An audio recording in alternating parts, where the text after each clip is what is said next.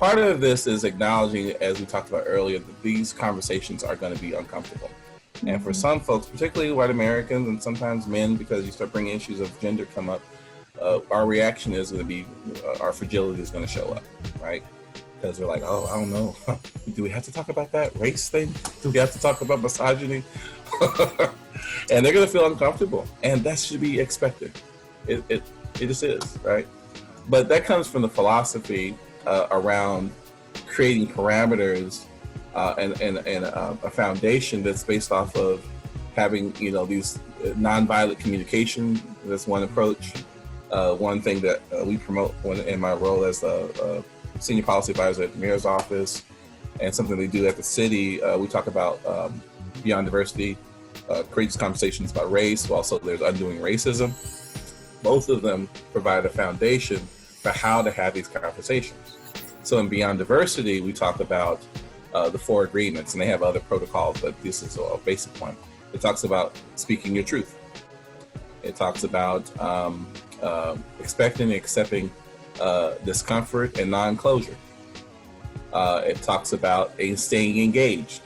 Those are 4 agreements, 4 principles that they use about how to have these conversations. And there's others to it. And there's a whole training that's for it. Leadership Austin offers it. If you go to Undoing Racism, you'll see that they're offering it in the community. I know they apply that approach over at the city of Austin. But they take you through an entire process about having these conversations, becoming aware of the information that's available to us around race and other biases. And part of this is a place to build a foundation of understanding and knowledge and awareness, but also giving you tools to walk away with about how to have these conversations.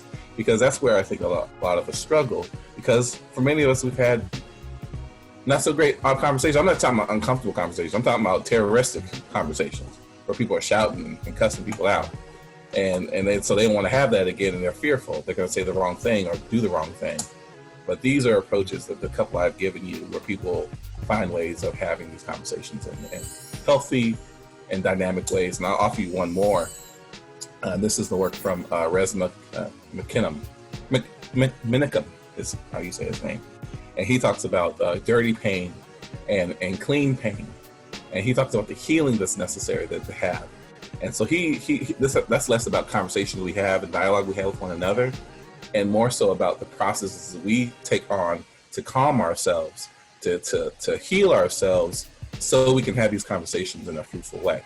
So there's the internal processes that we have, but also the dialogues that we have. And those are just a few options for you to consider.